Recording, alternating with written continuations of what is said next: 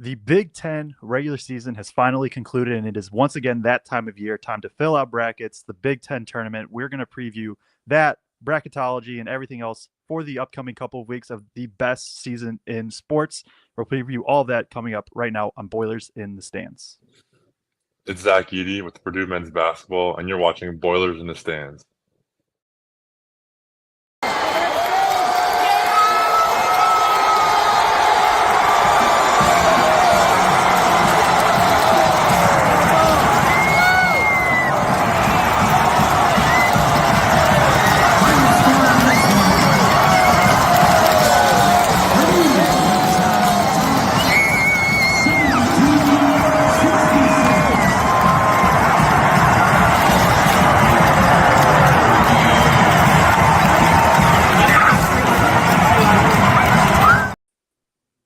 Welcome back to Boilers in the Stands. I'm your host, Joe Jackson. Alongside me, as always, is my co-host, Kraig Bowers, and we are joined by a special guest, multi-time returnee to Boilers in the Stands, and that is Coach Tonsoni. You can follow him at Sony42 on Twitter.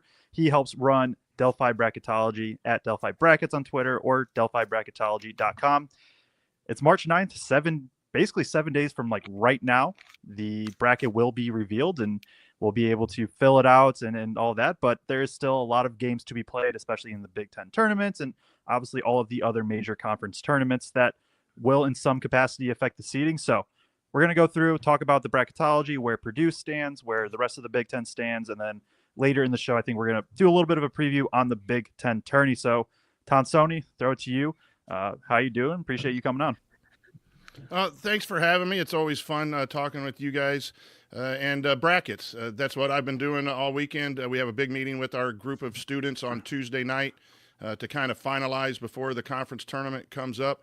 So I've been trying to put them in position for those that group of people to try to make those final decisions, and glad to share it with you. Yeah, Coach. It's not like we've done 30 shows together this year or anything. As we look through kind of going into the seating here, I always love to talk to you this time of year and just get your perspective of where you think everybody is, and maybe a little bit about what teams might need to do if they're going to move up the seed line or not, or what could happen that makes them fall seed line. As the committee gets in the room, Coach, and they start trying to figure out where everybody lands, kind of just tell our viewers, like what's in their portfolio? What are they looking at in these teams in general to decide where they're going to seed them? Yeah, it's a big, long, complicated voting process where they vote on teams. Once they have teams on the board, they vote 8 at a time, and they have to get a certain number of votes in order to get on the board. And then that's one step of the process. And then the other step is then seeding them on the seed lines 1 through 16.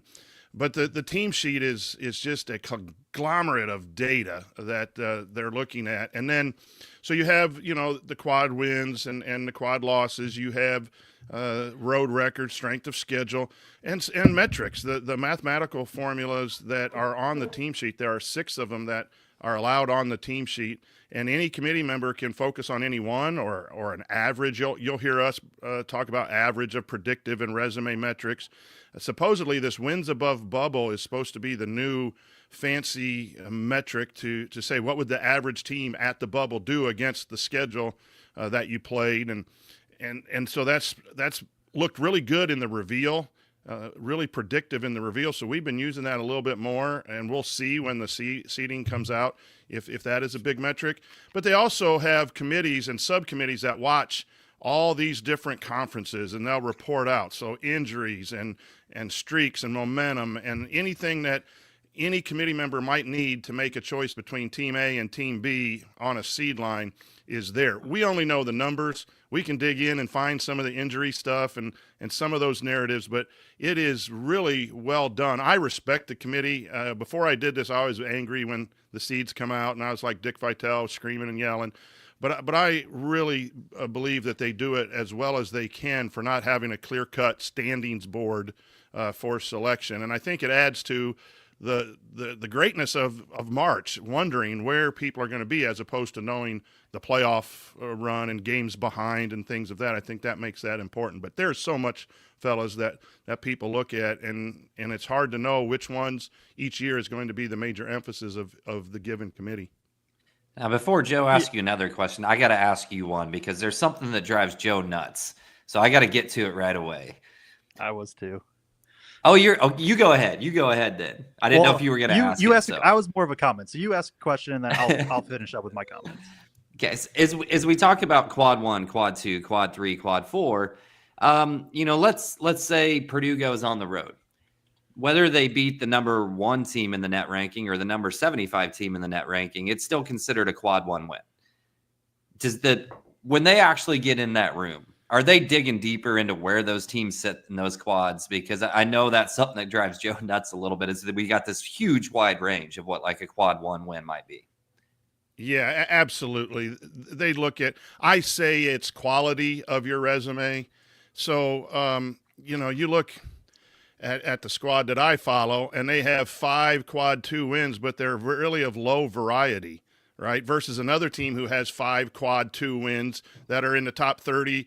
If you go on the road, or you have a team that's 39 at home, that's a quad 2. But if you beat a team that's 74 or 75 on the road, that's a quad 1. But really, wasn't it a more difficult game that against number 39? I look at top 50 wins. So the way I do it, and our group does it, is we want to see top 50 net, no matter whether it's quad 1 or 2. We look at record against the field. The teams that are in the field or on the bubble in consideration. What do you do against them? Those are the teams you're going to be playing in the tournament. So I have a lot of confidence in the committee that, the same thing is that someone's a 74 one day and then they're a 76 the other day, and it flips from a quad 1 to a quad 2. The committee is well aware of what that game means to the resume, and they're not looking at absolute numbers. So it's something that always said, oh, they lost a quad 2 overnight. Well, yeah, for record keeping, but the committee is a lot deeper and understands that game still is there to be looked at as either a positive or a negative for the team under consideration. Yeah, and that's where I'm at with it. I've been an advocate, at least for as long as I've done this show, of like quad systems dumb, and I still think in general, I think in like 2010 the quad system would have been awesome, but like we're past that. But no, like how you explain that is where I'm at with it. Like I've come a little bit around of, okay, if fans want to use it as just like a very quick and generalized marker, fine. Like I understand, right? The easiness and ability to explain things in a very precise manner, that does help when talking about that. But like, I don't think it should be really used other than just a very, very, very quick reference point. That's why like wins above bubble or Evan Mia, or is it Mia or Maya? It's one of the two. EvanMaya.com. He put out his is awesome, and it's just like a resume thing. I think we're going to start seeing more and more of that, it seems like, which I am all for, where it's more of just like a precise number that takes into account everything and doesn't have these random cutoffs, because right, the cutoff for what road is 75 for quad 1, I think. Yeah. When they first made it, they could have made it 80, like, and that would have been the line. And so there's no significance is my thing with all that, but use it as a very quick reference point. Sure. Let me come back on you a little bit. Back when it was the RPI and they went 1 through 50, no matter where you played, and 51 through 100, that was even worse. This at least accounts for the toughness of being on the road versus the home. But if the committee just looked at raw numbers, I think they're not picking, the best thing. I will promise you that, a 39 win at home versus a 75 win on the road is duly noted as you look at the 32, 33 games that are being played for the variety of teams in the bracket. It gets to when people start paying attention is right now, the last 10 weeks, and all of a sudden everyone does bracketology is not very smart because, if we were smart, we'd put Minnesota in the field, who has 7 quad 1 wins. But that goes to your point about it is a good measuring stick, but it's not the most absolute measuring stick of these teams and where they need to be. Yeah, for sure. Go ahead. I was going to start transitioning to Purdue, so if you have other stuff, go for it. I was just going to say last thing before we get into where everybody might sit in these seed lines and everything else. How much does the conference tournament actually matter in the seeding process? And I guess maybe subset of that question, how much does the conference championship game in particular actually mean to the seeding process? It doesn't mean a whole lot because the body of work is 31, 32, 33 games, and one conference tournament game is 1/32 of a resume. So it matters. Like if you get a win, it's going to be better. And I think that we see this year a lot of razor thin differences between seed lines. We have five Big Ten teams on seed line 4 and 5. I think the tournament may mean more this year to differentiate between those 5 teams on who's the 4, who's the 5, or maybe someone falls down a seed line. But normally it's the teams that advance into the conference tournament that might get a boost. Illinois won last year, so they got a seed line or 2 boost because of that. And really the timing is crazy because the Big Ten tournament is the last one half an hour before. So, they're going to have that pretty much set. They may have a contingency bracket if Team A or Team B wins and seeds. But the process, guys, is they start voting, I believe, Tuesday and Wednesday. They meet Tuesday. I'm not sure the exact start date, but teams start getting in the tournament. And then by Thursday morning, they start seeding seed lines 1 and 2 and 3 already. And so by Friday evening, they may have seed lines 4 and 5, 6 seeded. Now, that's not final. They'll do a final grouping on Saturday. But Saturday night is when they really start fine-tuning, and a lot of the championship games are being held Saturday night, and then the 5 that are on Sunday. So we've always said don't count the conference tourneys too much. And I think the NCAA didn't like that because that there's a moneymaker and television and all of that kind of stuff. And that got to be a narrative nationally last year. And so I think you saw a little more movement on the seed lines last year. But it's really process-based more than not wanting to count the tourneys. You have to get this done by 6 o'clock on Sunday, and games are being played. And if, the resumes are 33 games, one game probably isn't going to make a huge move. But the announcers will say, this will move them up 2 lines with this win, or 3. Maybe a seat, maybe like from 26 to 24 or 26 to 25, so you're still a 7 seed. You may move up there. And maybe if you're on the cut line, that'll move up a 6 to a 5, but you'll have to win 2 or 3 games in order to really maybe have that happen. Yeah, fair enough. And that, I have one other question that just popped up then before we get into Purdue and the rest of the Big Ten and where they stand, and of course your Hoosiers as well. Would you like to see it's 6 Eastern is the selection show now?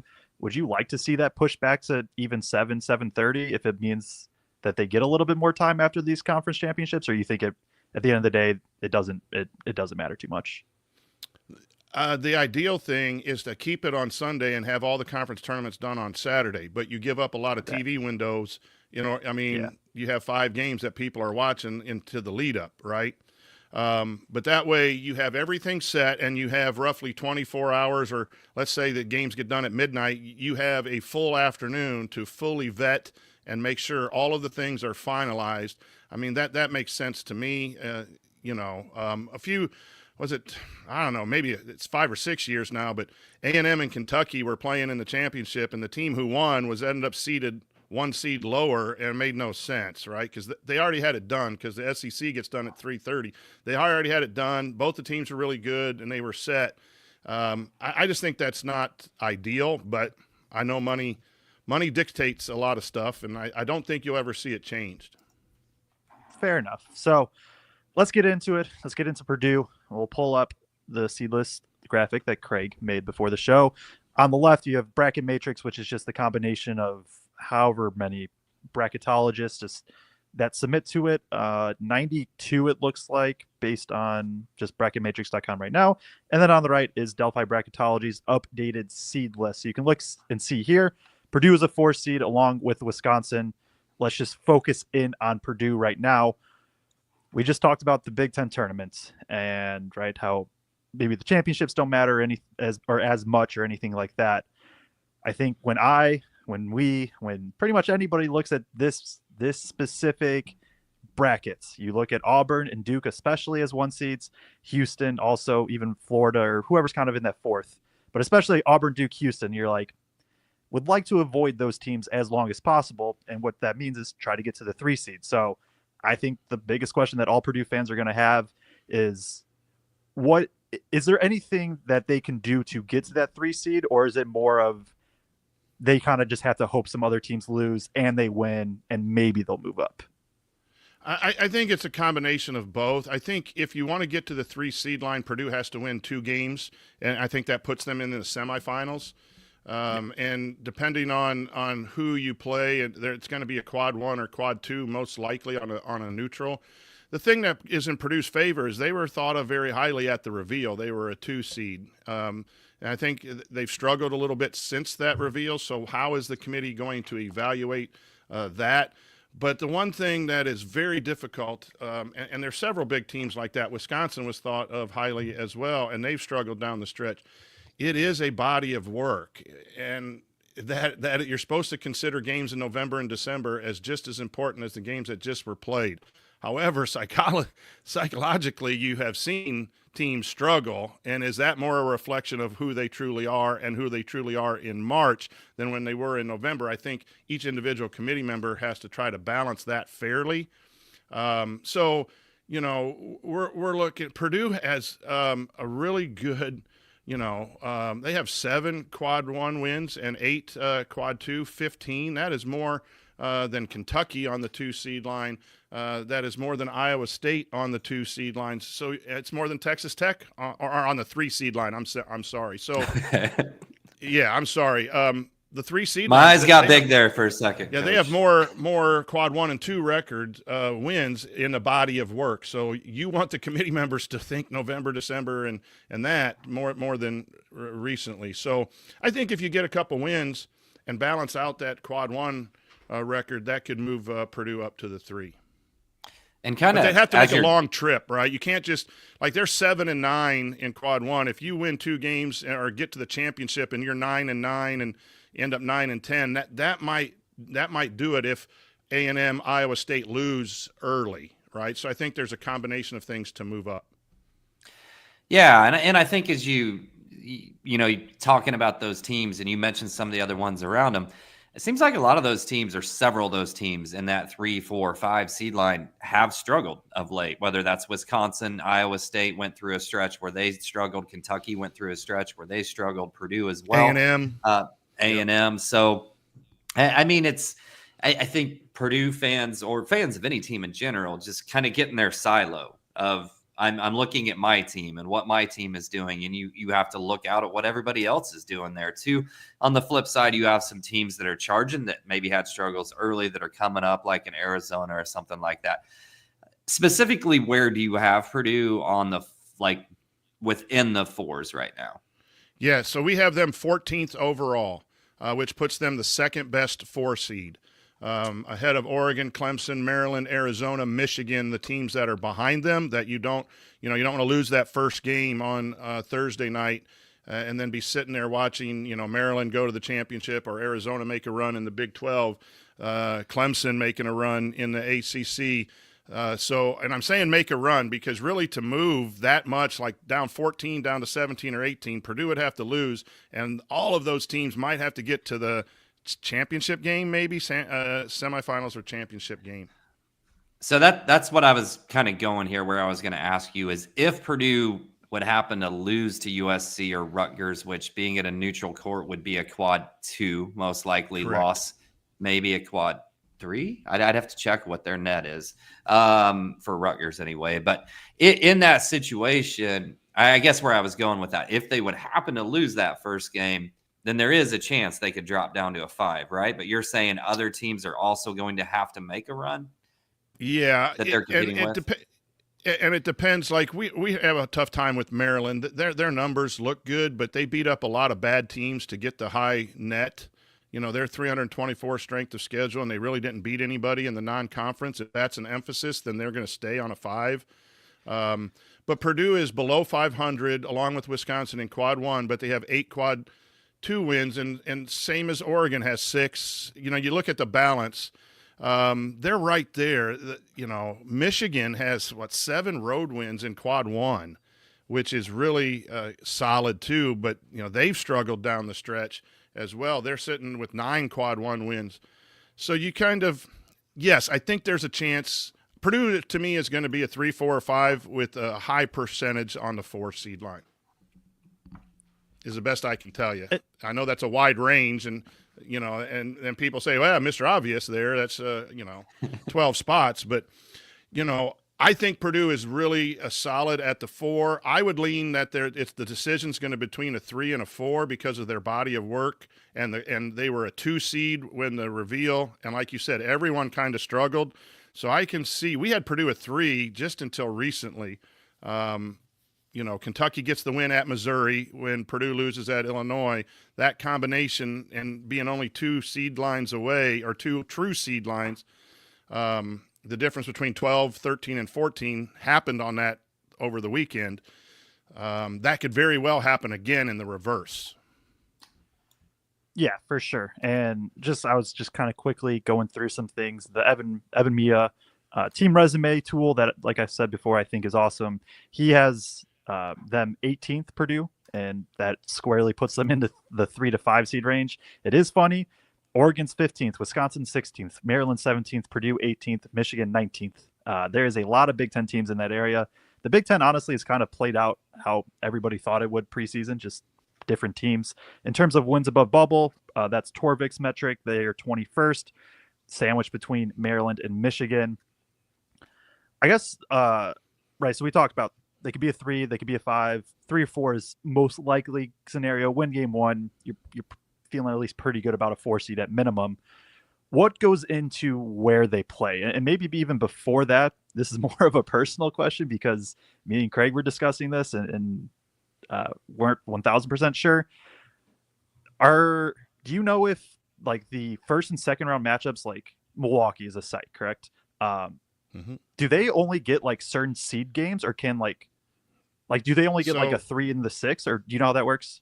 Or what I'm asking? So what happens is when you seed teams 1 through 16, so Purdue's 14, you start with seed 1, and they actually get to choose where they want to go. But after that, it is flight miles. You get assigned to the closest pod based on flight miles. But it starts with the number 2 overall seed gets to go, then the number 3, then the number 4. And so when you get down to the 4th line, you don't have a lot of choices left, right? And so I think the one we put out today had you guys going out west, either to Denver or Seattle. So I think that's where Purdue is likely to head if they're on the 4 seed line, and probably also on the 5 seed line. If they fall to a 5, you're probably likely to go out west. To get a chance to go to Milwaukee or Cleveland, you got to get up on that 3 seed line. Which would be big. That is just going to be important. And then obviously from there, if they could somehow find their way to the Midwest, that is in Indy. We saw what Purdue fans did to Indy last year, where I understand is a little bit different team, but what would you say, Kraig? 95% Purdue fans in Gainbridge that was basically sold out for a 1 versus 16 matchup. Which, I mean, obviously a little bit lower percentage each time, but it felt like that all the way through to the up until the championship game in Phoenix. Every arena felt like it was 65, 75% Purdue fans last year. So obviously if they could somehow get a location that lands them closer to Purdue fans, that would be big. I will say Purdue fans showed out in those West Coast games this year. They did. I did not realize the flow of Purdue engineering students, especially out to the West Coast. So if we end up out West, it'll be interesting to see how Purdue fans pack those arenas as well. That might get a good turnout still. Want to turn to some of the other Big Ten teams now, or are you having more Purdue related questions, Joe? No, I think that, or I guess. Actually, this is less bracketology and more just your personal thoughts. And obviously you cover Indiana, but we know you go to other Purdue games and you do a great job covering just everything. With this Purdue team, do you think you'd rather if you're rooting for Purdue, would you rather them be a 4 seed that ends up in the Midwest but has like Duke or Houston, or be like a 3 seed that gets shipped out west? Ooh, well, I think you want to avoid Auburn and Duke. I don't know. The top 4 seeds are just nasty anyway, so that 4 or 5 seed line's scary. But here's what I'll tell you from afar. I'd give anything to be a fan of a 4 seed who will then advance to the Sweet 16 to then take a chance at pulling an upset off a number 1 team. I forget what that feels like, fellas. So for all you Purdue people, I know it's a little bit of struggle this year falling down from where you were. But I'm on the dark side, man. I'm starving, I'm starving for that feelings. I think anyone on the 4 or 5 seed line's you're going to want to win those first 2 games, and then you're really going to have to play the game. You guys saw what happened when you played Auburn this year. It doesn't mean Purdue's bad by any means. It just means those top 4, and really you could put, Alabama's a 2 seed somewhere. So if you get a 3 seed in theirs, you're going to play. There's 16, really six teams for 4 spots, and you could argue Michigan State also could be, in most years, would be a number 1. And so the top is super solid. And fellas, 1 through 8 is really solid because you're going to have UConn as an 8 seed and potentially Kansas as an 8 seed, Gonzaga as an 8 seed playing in the second game. So what you want to do is hope that one of those teams matches up with your 1 and upsets, and then it would be, Purdue, Gonzaga in the Sweet 16, a 4-8. That's the thing when the bracket comes out that you really kind of want to root for is if you got to play one of them big, nasty number 1s, put a traditionally good team with a good coach that's just kind of their resume puts them at that 8 level. Hurley is the best coach in the – well, we won't say it on air because I like your show, but, Hurley might drum up a upset there. That is very fair. And I haven't looked within the past day or two, but so previous to basically everybody's last game, and Ken Palm's complete database goes back to 2001. If you look at pre-tournament data, Duke is the best team of all time. Auburn's the number 2 team of all time. Houston's the number 4 team of all time. And I think Florida was the number 6 team of all time. It is a stacked top of the bracket here. Let's get into some of the rest of the Big Ten teams. Tonsoni, do you want to start with IU and where they're at? They feel like an interesting story, or do you want to get around to them later? I hope my IU fans aren't watching. I was having fun talking about your Boilers. Talking about a winning program is kind of fun, guys. I might have to just jump on your show a little more often. Indiana's in a pretty good spot in the 11 seed line, unless there's a lot of bid thieves. Last year there were 5. If that happens again this year, Indiana will be out. I don't think Indiana's, they're in the last 4, or maybe they're 1 or 2 slots above, depending on, what people think. I know the IU fans think they're a 4 seed themselves on my bracketology feed, but there's an instance of the resume when we talked about quads of a hollow resume. It's just hollow. They have 2 wins. They have 1 win over you guys, a second half of great basketball, and they have a win at Michigan State, and that's it. Like, they don't have a win against anyone else in the tournament. Ohio State, they have 2 wins there, but they're not in the tournament. They've gotten blown out by Iowa, who just got in the Big Ten tournament. They got beat by Northwestern, who's blown out by Northwestern. They got beat by Nebraska, who didn't even make the Big Ten. So Nebraska, Iowa, all those, their losses are why they have a net of 55. And you win a game against you guys, and everyone thinks all of a sudden, then we beat Washington and Penn State, and everyone thinks we should be a 10 seed, 9 seed, and we're better than Arkansas and Oklahoma. A little bit of sour grapes there with me, but I think they're in. I think they'll be in Dayton because I think there'll be 1 or 2, Memphis getting beat, those bid stealers, and so that'll lower the bid. So even I think they're at best the last 10 or in Dayton. Yeah. And I guess just to go through the rest of the Big Ten teams now. So you and Bracket Matrix, and I should say Bracket Matrix, a lot of the bracketologists don't have their most recent one updated yet on that site. So I would expect some of those to move over the next day or 2 as well. We just got a sneak peek at yours because you're on the show today. So we certainly appreciate that. Bracketology, do you both have Michigan State as a 2? You have Wisconsin as a 4. Bracket Matrix has Wisconsin as a 3. You feel pretty confident they're on that 4 line, or you think there's a chance they still end up on that 3 line? I think these Big Ten teams sitting here at the 4s and the 5s all can change. They can even change for us before any games are played, because we're just gonna really try to go to. When it's that razor thin, all of a sudden we start analyzing one team. We'll spend 10, 15 minutes, 20 minutes at a time just looking at Purdue. What's good, what's not good. And then we'll go to Wisconsin. And yeah, Wisconsin beat them, but, we'll have those kind of discussions. So I think these teams can move. The thing about the Big Ten, Wisconsin and Purdue, is that the committee liked them in the reveal. And it goes back to, Kraig, your conversation about a lot of these teams had 3-3, 2-4, type records since the reveal. Do they still then feel the body of work is in that order? Well, then you might see the Wisconsins and the Purdue's looking on the 3. If we're wrong, it's going to be because they looked at it that way. And I can see that happening. So I feel confident that that's where they're at.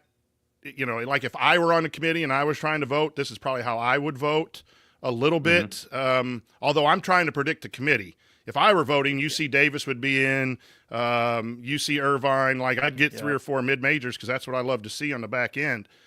So we try to match the committee, and this is where I think the committee will be. But I also try to guess what else might happen in the committee. So Wisconsin and Purdue are your best chances to get the 3 off that 4 line. I like Oregon. We moved Oregon up today, but a lot of people don't have them that high, as you can see on this graphic here. But they're in the 4 and 5 range. Michigan, to me, could be a sneaky 4,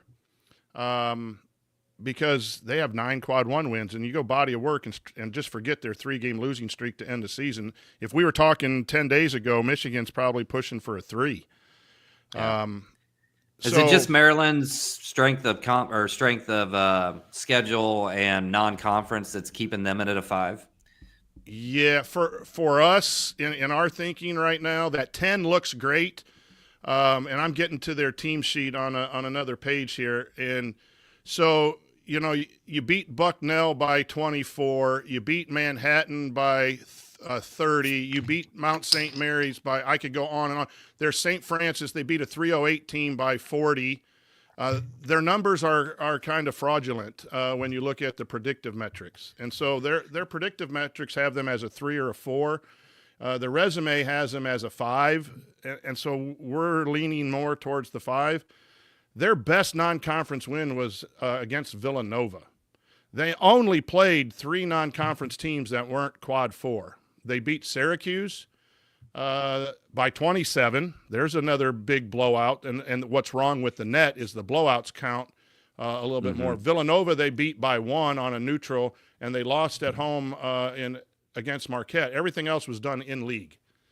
And so with the 326 non-conference schedule, I'm very hesitant. Their resume says 4. Their numbers say 4 to me.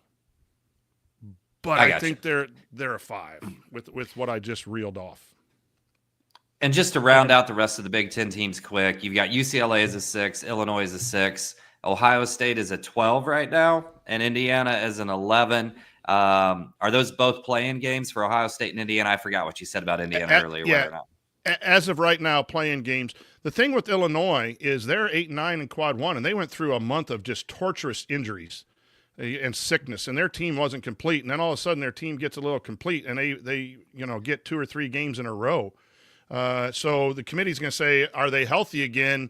Because they were a lot higher before they had mono and flu and all of the stuff from like 4 or 5 different players. And beating Purdue and coming back and winning some of those games. So that's why they're up. They were an 8 a couple weeks ago for us and moved back up to a 6. Those are the non-data things that are going to be talked about in the committee. That was a monster segment of time. One injury in one game probably doesn't move the needle. Or one starter, sitting out, spraining an ankle, sitting out, probably doesn't move the needle. But Illinois is one of those teams where they had a significant amount of time where key players were out and they accumulated some losses. So I think they're as high as a 6. I don't see that affecting them any higher than that, but I think they're a dangerous team. Yeah, just thought of another question. So I'm going to bring up the Big Ten tournament bracket here. And you can see Purdue is the 6th seed. If they so win their first game, they will play Michigan. And then in theory, they could play Maryland after that. When we go back to the seed list, right, Maryland, Michigan, Purdue, all right next to each other, pretty much within seedings. Would those games have more weights because they're head-to-heads? Or is it more still just like, would that game, to pull up the bracket here, would a Purdue game against Michigan hold more weight compared to maybe a Purdue versus, say they played UCLA or something like that? If that makes sense in terms of how teams get ordered. I think it would matter. So we had Purdue as 14. Wisconsin is 13. Oregon is 15. I think a head-to-head against one of those two teams could make the difference in a seed, like one bump up from 14 to 13. If Purdue would have played Wisconsin and beat Wisconsin in the Big Ten tournament, and they were right above each other. Maryland is 3 teams away from Purdue. Michigan is 5 teams away. I saw a head-to-head win may move the needle, but you got some non-conference teams like Arizona, St. Mary's, Clemson, kind of in that area too, that would kind of, make a difference where that win doesn't automatically move a team above the other. So put it in a way you don't want to hear it. If Michigan beats Purdue, does Michigan automatically jump 5 spots ahead of Purdue? Well, no, they can't pass Arizona and they can't pass Clemson with that one win in more likely. So head-to-head really doesn't matter unless it is just 13 versus 14 or 12 versus 13 type of deal, either in the regular season or in the conference tournament. Yeah, and kind of just to piggyback off that, and then we'll kind of wrap up the seed talk here. Who has the most to lose or gain from the Big Ten tournament in your mind out of these Big Ten teams? We have a total of, how many total was that? I didn't ever count the total. 9 teams in as of right now. Or so 10. Who's got the most? Yeah. Sorry. 10? I think there's 10, right? If we count Ohio State. Oh, yeah, because you have Ohio State in, yeah. Yeah, which they won't be for long, but they are now. 10, right? Is Ohio State the answer then, right? Because, they pretty much have to win to – I'll pull up the bracket here. They play Iowa first round. Ohio State has to beat Iowa and Illinois to have a shot to go to Dayton. Okay. Right. In my opinion, we have them in because we haven't decided who that last team in yet is, and they have 6 quad 1 wins, and they beat Kentucky and they beat Purdue at Purdue. Like, if you just look at resume quality of wins, they're in, but 17 and 14 normally gets you booted out 3 games above 500. They have way too many losses. So we're going to meet and talk to our kids and talk to other fellow teachers that cover do it, and we're going to say, who do you want? Like North Carolina, Texas, Boise State, Colorado. They're all crappy teams down there. Flip a coin, throw a dart, pick a team. We'll put them in that last spot right now. So that's where, this conference tournament you could play out with a loss. You can play yourself out, and then one of those teams then moves up. I have a sneaky suspicion North Carolina's getting in, and the chairman of the committee is Bubba Cunningham, the AD of North Carolina. And if it gets down to there's really no good teams, but North Carolina has a strong strength of schedule, and he walks out of the room when they talk about North Carolina, and his buddies who have been, eating with them and drinking with them and talking with them say, hey, let's just throw them in because we need a team. Don't be surprised to see the Tar Heels playing Indiana on a Tuesday or Wednesday in Dayton. That'd be the most viewed playing game ever, probably. Might be, or at least up there. Maybe what was it? Rutgers, Notre Dame that went to triple overtime on St. Patrick's Day the other year. Maybe 2022. More, Yep. Yeah, but IU. If we're you, not you, because you do this, so I won't put this on you. But if me and Kraig, or at least me, are putting on the conspiracy theory hat, if I'm looking at that and you're caring about money, because at the end of the day, that's what matters most. That IU UNC playing game is very, very enticing. And if that happens, I may have to clip this video and tag North Carolina in it later. Coach. Hey, we're gonna move in and talk about the Big Ten tournament. If you want to talk Big Ten tournament, feel free to stay on. If you got stuff to do and you need to get going, go ahead and roll off. I don't mind. I like talking hoops, and you guys are some of the best. So if you don't mind, I'll stay and at least listen. Okay, sounds good. I mean, we will include you for sure. But the bracket, Big Ten tournament bracket, it went official after the Rutgers-Minnesota game. The Oregon-Washington game had absolutely zero consequence. Your Hoosiers will play Oregon in the 9-8. Purdue ends up a 6 seed. They play the winner of Rutgers and USC. Obviously, with Purdue not getting the double bye, my personal opinion is I love where they ended up. 6 seed. There's some personal reasons why I like the 9 o'clock game more than the 2:30, mainly because just work and things like that makes it a whole lot easier. But also in terms of, right, Rutgers and USC are two teams that they've handled. Michigan is a team they handled once and probably should have beat both times. That doesn't mean anything because it is March, but if Purdue is in a spot where you at least want them to get a couple wins to guarantee a 4 seed at minimum, try to move up to the 3 seed line, a win against Michigan probably looks very, very good still. And they are a beatable team. And from there, Maryland is a team that they've beat if they play Maryland, things like that. Kraig, I guess I don't know exactly where you want to go with it. I just gave the brief overview. Michigan State gets the 1 seed, Maryland 2, Michigan 3, UCLA 4. I guess, I don't know. Anything stand out? What do you want to talk about?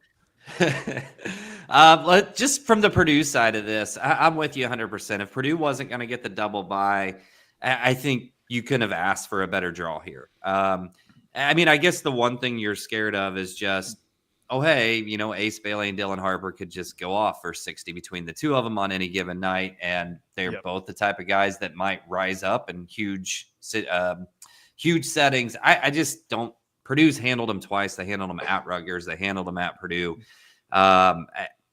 Doesn't scare me that much. I think they can handle that USC team just fine as well. And like you said, they should have beat Michigan twice. they should have came away at Michigan with that win as well and just didn't close it out. So I think this is an incredible draw for them. It'll be really interesting to me to see. I think Ohio State's going to be fighting for their life in that group, all right, up above them against Iowa. And then you might end up with an Ohio State-Illinois matchup. I would expect with Illinois, the way they're playing right now, to handle Ohio State fairly well. And then you get into a real interesting matchup with Illinois and Maryland. And I'm not sure which of those two. If Purdue beats USC and Rutgers, or USC or Rutgers, and handles Michigan, if they make it that far, I'm not sure which of those two teams I'd rather see. Because Illinois got hot at the right time, hitting threes in that game. You know what I mean? Yeah. Cam fouls out. Otherwise, it felt like Purdue was going to be okay in that game. This Maryland team, to me, is completely different than when we played them the first time around. The emergence of those two guards just even more than what they were doing early on in this season. I'm way, way high on Maryland. I know Coach doesn't like thinks it's a little bit of a fraudulent record maybe in terms of how they've accumulated it, but just their personnel, I'm way high on Maryland making a deep run in March. So I'm almost leaning rather facing Illinois. Maryland, they have one of the best starting fives in the country. In the Big Ten, they have by far, to me, the best fifth option. I would call that Selton Miguel, and Selton Miguel's awesome. He just is. Even against the Purdue game, I mean, Purdue wins by 5. Also want to bring up, just quickly note, Derek Queen went 2 of 5 from 3 that game. He is 0 for 19 the rest of the season from 3. But Jacoby Gillespie had 18 that game and 4 assists. Rodney Rice had 13 and assists. Selton Miguel had 13 and 4 assists. And then Queen had 26 and 12. The Maryland team was good then too. Maryland team is good now. I'm with you. Maryland is a team that I trust come March, especially as rotation shortened and things like that. I don't necessarily want to play them. I would rather them lose to Maryland though than Illinois on that Saturday game. And we have talked about a bit, right? Isn't the worst thing in the world if you lose, if I was to pick a date that Purdue was going to lose, it would be that game. Lose the semis, you pick up 2 wins, you probably get a quality I don't like the term quality loss, but like a loss to a good team, still get that extra day of rest and kind of feels like the best of both worlds. Obviously, make the championship, just go win it. But no, I'm with you. Like, I like the initial draw for sure. And then at some point, you just got to beat good teams if you're going to win a championship. It doesn't matter what tournament really you're in. You got to just go out and do it. And really, I'm making a distinct cut off here, but like any of the top 8 teams winning would not shock me at all. Mm-hmm. Like it really wouldn't. And that's where the Big Ten's at. Pretty wide open. Obviously, Michigan State's been the best team, but even them, it's still hard to fully trust them. Tonsoni, your Hoosiers match up with Oregon, and then 8-9 matchup, and then winner plays MSU. How do you feel about the draw? Like, what's the confidence level, especially knowing that IU's in a spot where they're not 100% guaranteed a spot in the tournament, in the March Madness, I should say. I think to be safe, Indiana needs to win that first game, because you don't want, if you are an Indiana fan, which I don't think many of you guys listening are, but you lose, now you put it in the committee's hand, right? If you need to. If Indiana right now is the third team out, like we have them, and you lose, and then Xavier wins a game or two and can move up just a couple of slots, now you're in danger of a bid thief happening. So I think it's a very, very vital game for Indiana. They just went out and played really well against Oregon until the last 2 minutes and lost that game. So that's something, again, in a positive way. They are playing a better basketball in the last 5 or 6 games. So I would not be surprised to see them pull this together. I think this, I've been telling people, reminds me of 2022 when they had to beat Michigan, and then they beat Illinois, who was the 1 seed the next day. And I thought they were in and like a 10 seed, but they really were still in Dayton. I think they win a couple games. They're going to have to get to the championship to get to a 10 seed, I think. But I think that's possible. I will go back to on your Purdue stuff too. You lost 3 out of 4 on the road, of the games that you struggled with. And they were really close games. And in the one game that wasn't close, you had a 12-point lead at half. So the losses were all bunched. I think Purdue fans would feel a lot different if they would have won 2, lost 1, won 3, lost 2, if those losses were spread out. But when the losses happen 4 in a row, then the fan base gets to be worrying, and then they point out all the flaws. I still think Purdue is a quality basketball team. I think they get in trouble when people really get into them and guard, and you guys would know that better than I do because you've seen all of the games. But UCLA, Michigan State's on the top side of that bracket. I don't know Maryland as well defensively. Joe, you're the Big Ten specialist there. Illinois, you know what I mean? I don't think Michigan is a super great defensive team. So I think you're in good position there to advance. Obviously every game's tough and nothing's a given. Yeah, I'm quickly just kind of cross-referencing and 1, 2, 3, like half on the bottom half. I think there's 8 teams total. I think 6 of them are in the bottom half of the Big Ten defense per KenPom. So I think, teams that give Purdue trouble, like if I was to list the 3 teams in order that in theory give Purdue trouble, it's Michigan State 1, or Wisconsin 1, Michigan State 2, or something like that. And then it's some order of like UCLA and then Maryland. And so avoiding 3 of those 4 for sure, and the other one not until the semis. Not obviously Purdue lost to Michigan. It's not like Purdue is guaranteed to beat Michigan or anything like that. And as Kraig said, Dylan Harper and Ace Bailey can go off. Wesley Yates put up 32 against Purdue. Obviously Purdue won by however much, but there was no Desmond Claude that game either for USC. So it's not like they're gimmies, but you got to play games. You got to play teams. I see one of your listeners saying, Boiler Thieves 9, saying keep Woodson. Hey, Boiler Thieves, I had hair before Coach Woodson came to coach the Hoosiers. That's how stressful it's been down there in Bloomington the last 4 years. We're not keeping him. I gotcha.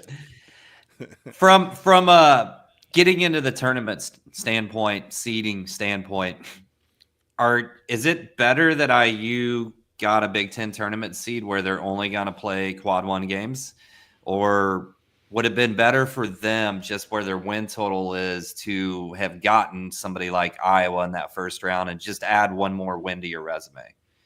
I think it's better where they're at. And you can ask Ohio State, because now Ohio State has to plan to win that game, that 10-15 game, and then have a one-day turnaround to play a top team, right? And if the committee is believing what we believe is Ohio State has to win at least 2 to even be considered, now you got to play 2 games back-to-back and win 2 games. It's easier to beat an Oregon when you prepare for, 4 or 5 days and you just played them, as opposed to having to prepare for another team and play that game and then turn around 24 hours and play the next one. So, you win that, you get your 5th quad 1. You lose that. Here's the thing: you lose that, you're 4-13 in quad 1, and I know you haven't had any bad losses, but your quad 2s are real hollow.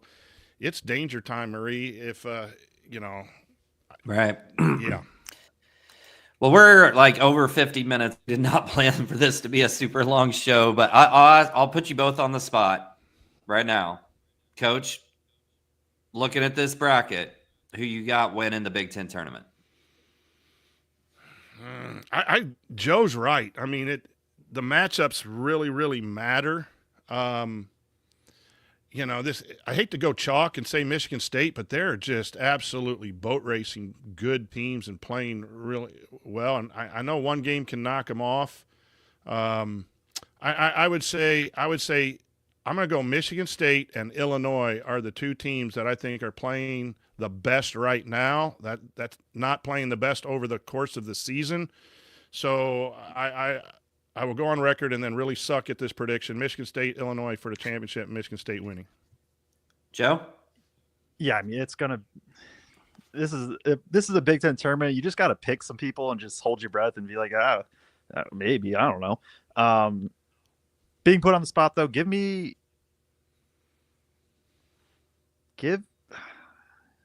hold on, let me check one thing really, really, really quickly. Give me Maryland over Wisconsin. And I'm also just going to throw out there my dark horse is Oregon. Like I would not be shocked if Oregon just won it. Yeah. Well, you stole my winner, so I'm not going to back off just to pick a variety of winners here. I'm also taking Maryland. I am going to take Maryland over Michigan State, though. That's where I'm going with it. Maryland over Michigan State. You got anything else on the Big Ten tournament? Just any games or matchups that you're really looking forward to? Anything else like that, Joe or Coach? Let me pull it back up. I think USC Rutgers will be interesting. Like honestly, all 3 of those first round games I'm looking forward to for various reasons. Northwestern Minnesota will be gross and it'll be fun. That way, Ohio State Iowa will probably be super high scoring and USC Rutgers has some star power. But beyond that, like I think an Oregon MSU rematch could be fun. I think Illinois Maryland would be fun. So I guess I'll just keep it at that for those 2 potential earlier games. I think both of those could have a lot of fun. I really enjoy Chris Collins and what he does with the guys that he has at Northwestern. I think he's an outstanding coach. Wouldn't mind seeing him a little elsewhere, possibly. So you got the potential rumor mill game in Indianapolis between Chris Collins and Mick Cronin happening there. So there's a lot of matchups that are interesting to this guy. But I think the Big Ten had a really good year, and then they've kind of hit a struggle here with a lot of good teams, and I'm looking forward to those teams bouncing back and getting ready to go do some damage in the tournament. I'm tired of the SEC talk, and I think that besides our rivalries and all of that stuff, we can put our Big Ten jackets on and say, let's go show people what basketball is here in Indiana and in the Midwest once we get to that tournament. Perfect. Yep. Going to be interesting. There's not a single team I have confidence in March from the Big Ten, but at the same time, I expect some teams are going to advance. But you asked me to pick which ones. I don't know. Michigan State, Maryland, Wisconsin probably have the most confidence, but Maryland's coaching is spotty. Michigan State they have to win on the margins. They're amazing at it. Wisconsin hasn't looked awesome lately. I don't know. You can quickly go, I think, against those teams, but at the same time, I think there's enough depth that somebody will pop in some way for the Big Ten, and matchups are going to be important, right? I've said it for how many post-game shows now. Purdue to me still has like a Final Four type ceiling. You just have to get the right matchups. They could also get bounced first round. Yeah, and I'm still on NCAA tournament. I guess the reason I'm high on Maryland, I tend to be high on teams that I think can win in multiple different ways, because I feel like you have to maybe survive a game where you can't stop a team well enough, and you just got to be able to put up points. And then you get a game where, you know, it's just a grind type game. And I feel like Maryland has the best opportunity to win in multiple ways. Now, some team could just have Carson Edwards, Ryan Klein type of streak too, and just go out and score like crazy every single game and make a deep run also. So that's kind of where I'm at, I guess. Let's get into some of the starred comments real quick. So we've got Mark Hofferth saying, I just want to be in the Midwest. Doesn't look like our odds are going to be great for that, right, Coach? Yeah, probably not. If you get a 3 seed ahead of Iowa State and Kentucky, then you can go either Milwaukee, probably more likely Milwaukee or Cleveland. Probably Milwaukee, but you got to get ahead of Ohio State or Iowa State. Yeah. What about for? Sorry, jumping in. What about for just like the Sweet 16 rounds? It's what Indy. I don't actually know the other 3 off the top of my head, but Indy's one of them. Is that more just you kind of we'll see what happens when the brackets roll out? Yeah, and that's just going to depend on whether they're 13, 14, 15th, and then how they actually place them on the bracket. Yeah, that's a little bit harder at that so this point. In reality, like we want to be in Providence for the first round, right? Or Denver. What? I can't read that. That's too small. You are in Denver. If I read it right. Yes, right now we're in Denver in the South region. Yep. And no, but I'm playing saying Arkansas State. I'm saying if we want to end up in the Midwest, if we're in the Midwest bracket, yeah, we want to be in Providence in the first round. Well, that could move. Okay. Yeah, Providence isn't set to be the Midwest. It's really whatever team is put into the Midwest. Wherever they are in the first round just follows them. So every time I update this, the Providences and the Seattles can move. They're not set spots. Yeah. Man, I would hate to be the guy from like Purdue dealing with alumni and season ticket holders that has to be like trying to make sure they get all of their alumni taken care of and knowing where they're going and dealing with everybody calling up and being like, what are the chances we end up here or end up there? Yada, yada, yada. That's got to be a headache this time of year. But anyway, for sure. Back to the starred comments. We've got Preston. I may have missed this, but why is Nebraska out? I know they lost, but didn't they beat Northwestern? They lost to Iowa today, and now because of that, they also missed the Big Ten tournament. So obviously Tonsoni correct me, but they don't have a chance for another quality win, and they were already on the bubble and got a not good loss today either. Yeah, they end the season 17-14. They do have some quad wins, 5-10, 4-2, which we've seen other teams, but 2 quad 3 losses. Yeah, they were a ways down on our teams out before the loss today. Okay. Ethan says, just bought my ticket for Thursday's session. Awesome, Ethan. We will see you down there. Hopefully we'll run into some people down there. It gets a little bit harder at Gamebridge. I was explaining this to somebody who bought all session pass yesterday, that talking about being able to move up and down. And Gamebridge is pretty strict about their levels, like which level you are on based upon your ticket and whatnot. So don't know that there's going to be a lot of moving around or that we're going to get to move around a lot of different areas, but hopefully we run into some of you guys down there, and obviously awesome that you guys are doing it. SLK Boiler says, we got our Thursday tickets too. I fly in Wednesday. Don't make me fly home Friday. SLK. Is SLK the one that lives in Europe? Or who lives in Europe that listens?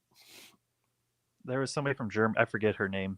Yeah. SLK, if you're still on SLK, chime in. Tell us where you're from, unless you don't want to do that. That's for reasons. So, people geolocate and all that stuff these days. So anyway, also Steve Tater Swingle. Anybody know the health status for Johnson from Illinois and Klesmet from Wisconsin? from my understanding, Klesmit should be back, although there's no 100% official word. And then apparently they're going to try to get Merez to go. And I think an ideal world is they get to play him 10 minutes in their first Big Ten tournament game just to get him some action a little bit. But the focus, I think, more for him is to try to be back and healthy for March Madness, which I was not expecting because he broke his wrist not that long ago. It was it had to be within a couple weeks, I think, right? I'm going to pull up right now. Yeah, he February 15th is when he got hurt. And I guess I don't know the heal time for a wrist, but I just thought it would have been a lot longer. But obviously nothing guaranteed also there, but the plan, I think, is to have him ready for March Madness. Joe, is Daniel Jacobson coming back this season? No. And I do think, because, right, I understand the thought process behind it. Beyond just the whole keep your redshirt eligibility and all that, there is a difference between being 100% medically cleared and also missing the entirety of your freshman season that, right, CJ Cox and Jakari Harris are not freshmen anymore. Conditioning-wise, strength-wise, all of that. They are not freshmen anymore. Daniel Jacobson still is. And I think yes, it would be awesome to be able to throw him in and in theory have some more rim protection, but it's a lot different for a 7'4" guy that has played 20 minutes of college basketball to just jump back in against everybody that is in their best condition shape. Yeah. SLK Boiler she's not our European listener. She is from New York. I remember that now. We've met her at a couple of different gatherings. Hopefully we see you Big Ten tournament weekend coming up. And then finally, Jack Horton says, thanks, guys. Coach Tonsoni does a great job with Delphi Bracketology. It's great that he gets his high school students involved.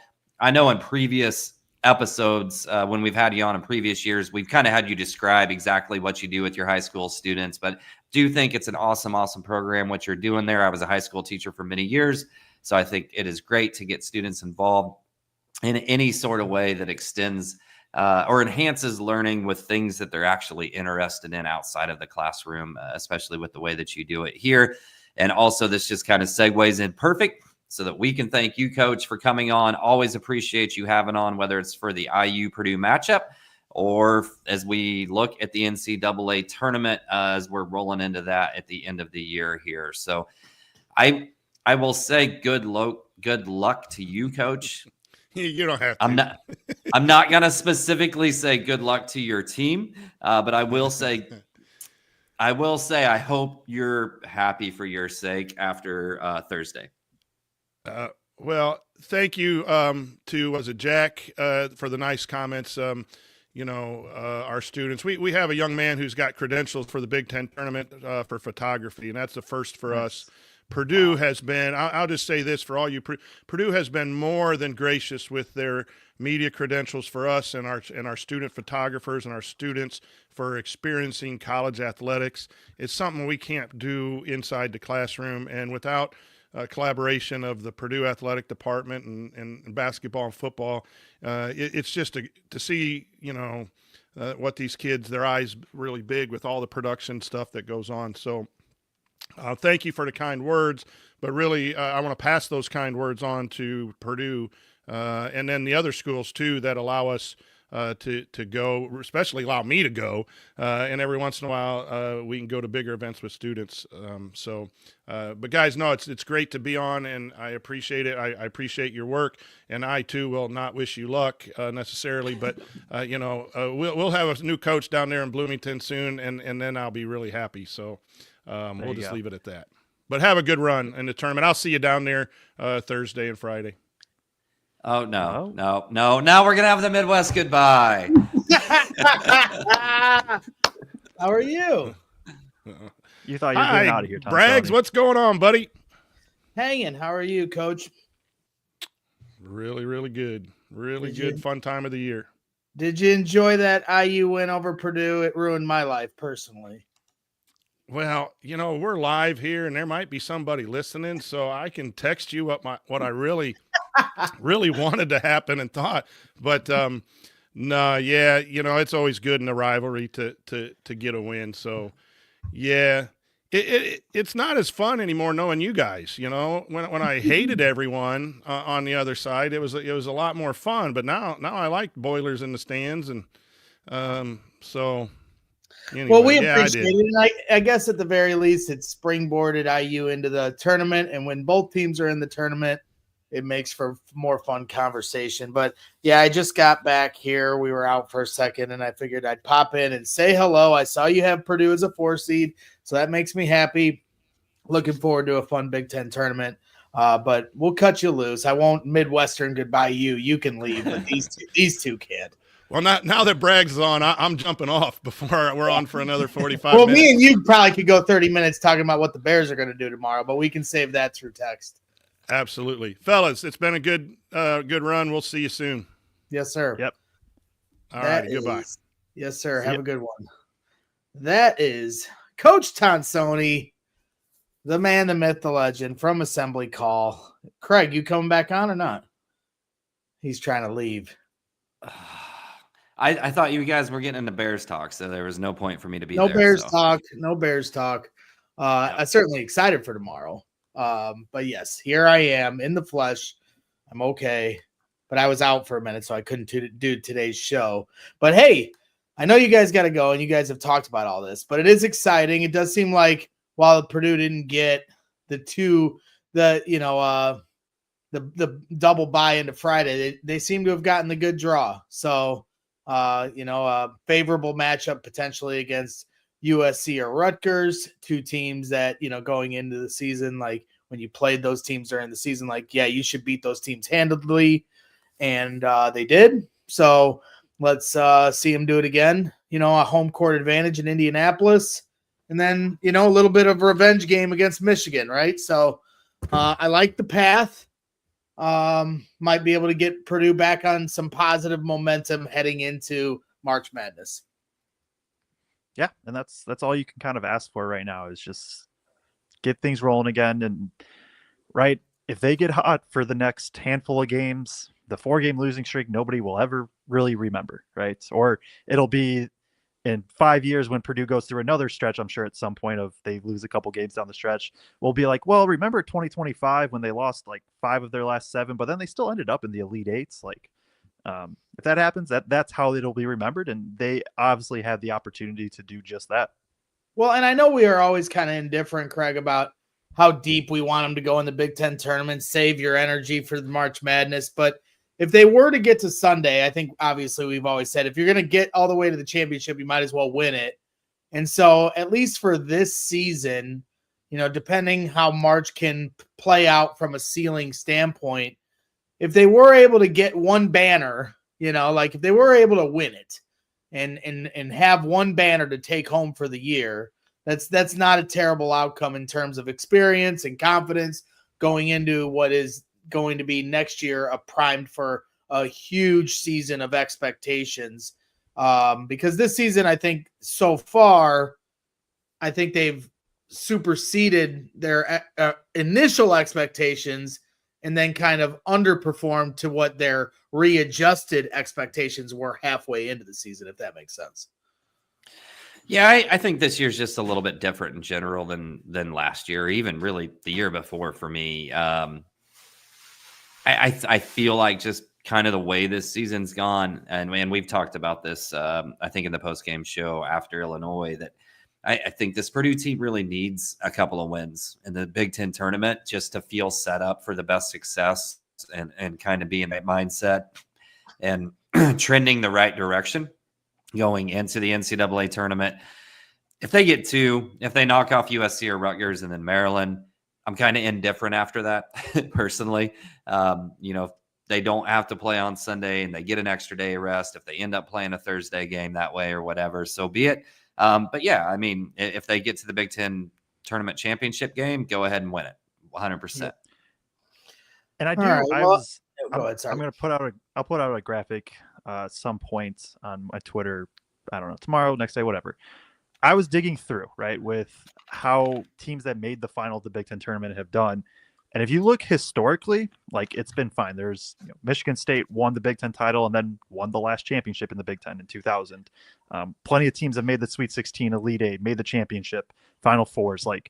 But the difference is in 2019 is when I think something that stood out. In 2019, the Big Ten expanded to 20 Big Ten regular season games, and then the Big Ten tournament obviously was still expanded from a couple years prior with more teams in general. And then since then, that first year, Michigan State lost in the Final Four and Michigan lost in the Sweet 16, who played each other in the Big Ten championship. And then since then, 6 of the 8 teams that had made the Big Ten championships have not made it out of the first weekend. And the other 2, Purdue made the Sweet 16 in 2022 when they lost to St. Peter's. Illinois last year made the Elite Eight. So it's historically not I don't think any cause for concern, but if you are going to shrink the data to since they've gone to 20 Big Ten games, that's where it's popped up a little bit of teams that make the championship haven't advanced that far. Also could just be random variance. Yeah, that's what I was going to say. I too. think that and I'm glad you brought that random variance up because it's not all teams are created equal. Not all matchups are created equal. Yep. And I think that ultimately, especially in basketball, it's what it comes down to is the matchups. And if their road, just like this draw for the Big Ten tournament, lines up pretty well for them, if you have something where you have a draw in the March Madness that lines up well for you, in your road there, and you get some upsets ahead of you of, higher seeds that you could have potentially played. That's just a lot of happenstance that I think while the numbers might show a trend, also, like you said, some random variance there as well. So I'm excited ultimately. I think this team has what it takes to, still have a really successful March here. It's like trying to decide how I want to see, because I know last time they played Rutgers, right? You said we need to see this team beat them by 20. And so the same would be said, I think, for that first matchup. But then, it's I'm trying to decide how I want to see them win these next few games. They've blown so many 10-point leads here or double-digit leads here through the losses they've had this last 4 weeks. And so I'd like to see that similar simulation to see how they handle that. But then also at the same time, I also kind of want to see how they handle end of game scenarios now that they're in tournament form. Because I want to see Braden be more assertive. To me, I understood he took those 2 threes, and I like those. I don't have a problem with either one of those threes. I think sometimes he needs to really, when he comes around a high pick and roll and he comes around and he's open, set your feet and really make sure you're squared up when you take that shot. I think sometimes he gets a little loose because he's feeling himself and he's just I'm going to knock it down. And he, there's just times where he goes to that fadeaway or that little, where he's not perfectly squared up, where I think he could in certain situations. And then the other way too is, I know that him and TKR want to play this 2-man game and they do it all game long to really good success. But Braden Smith, this, in my opinion, this is your team.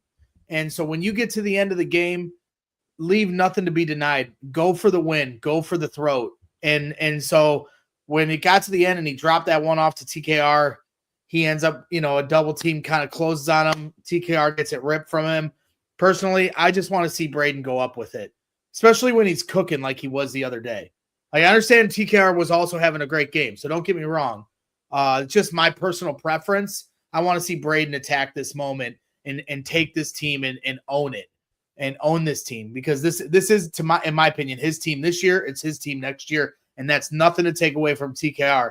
They're 1A and 1B, but there can only be 1A. There can only be one 1A, I should say. So that's kind of where I'm at with this, but it's going to be exciting nonetheless. Yep, and just gotta convert.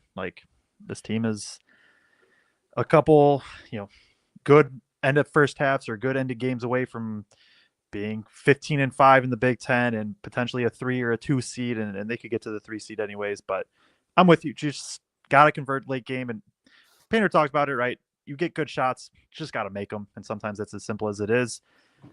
But yeah, we'll be here for the Big Ten tournament. Hopefully, just got to get some positive momentum, get at least 2 wins, look good. Maybe a nail biter loss or something like that if they do lose, and can feel at least positive, and it'll just come down to the draw from there. I I gotta say one thing, but Greg, you can't give a 15-minute response to this, okay? Because I do have to sign off of here. That answer, Greg, that little thing about Braden, like it just shows that you're a Jordan guy, not a LeBron guy. This is the delineation, right? LeBron makes the right pass, kicks it to the corner, somebody else hits the three, right? Your Michael Jordan mindset, he's always got to be the killer. That's right. That's right. There can only be one 1A. When you have two quarterbacks, you have no quarterbacks. Jordan passed the ball to Paxson. Yeah. Paxson drilled the big three. I just want to, you know what? And this is where Painter will always get after a guy like me. I'm a result guy. Don't tell me about the process. Tell me about the result. So if it doesn't work, I'm going to criticize it. If it works, great job. And so it didn't work last time around. So I'm trying to decipher with my geniusness, my basketball acumen, what would have worked out. But he could have easily pulled those and came up short. There's no question. I mean, and that to me, like I said, when he had that little short, not just the threes where I felt like he could have squared up a little better. He had that short fadeaway on the baseline where he was wide open. He could have really took his time with that shot. And instead, he just goes to what he's been great at it all year. But I just feel like, hey man, if you're wide open like that, you don't have to do the fadeaway where he's money at it all. So I'm not trying to act like I know better than Braden Smith. It's just an observation. So regardless, I'm excited for all of it. Nothing that Purdue's done in the last 5 weeks knocked me off my spot in terms of confidence of this team. They'll figure it out.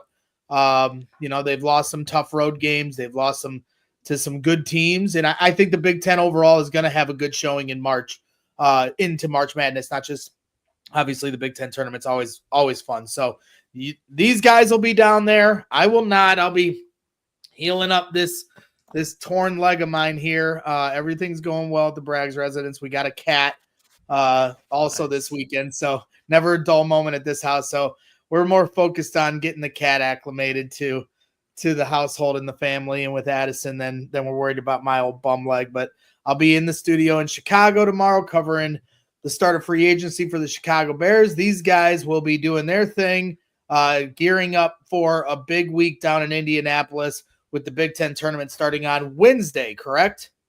Yep. Wednesday. Purdue's first game is Thursday. Yeah, so it'll be interesting to see all of this unfold, and got a couple night games potentially as Purdue continues to roll on, 9 p.m. Eastern, 8 p.m. Central.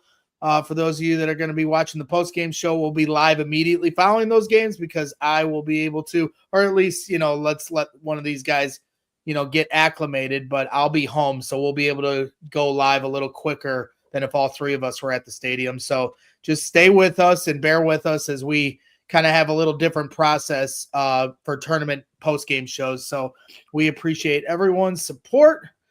And this is Craig's fault for this extended programming because I was in the car and I heard him signing off with Brian.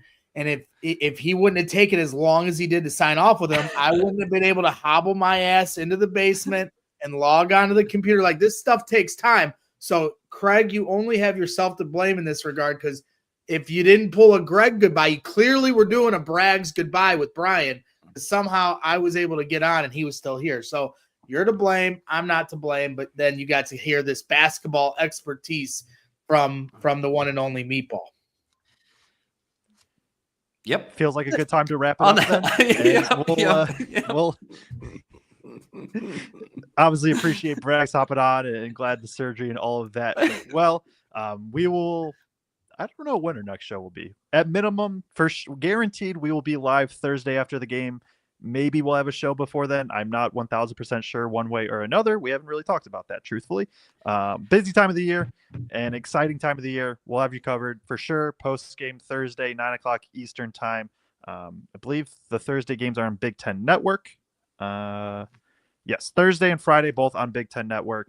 So we will see you there. We'll be live after. Appreciate everybody tuning in. And yeah, see you in the Big Ten tournament.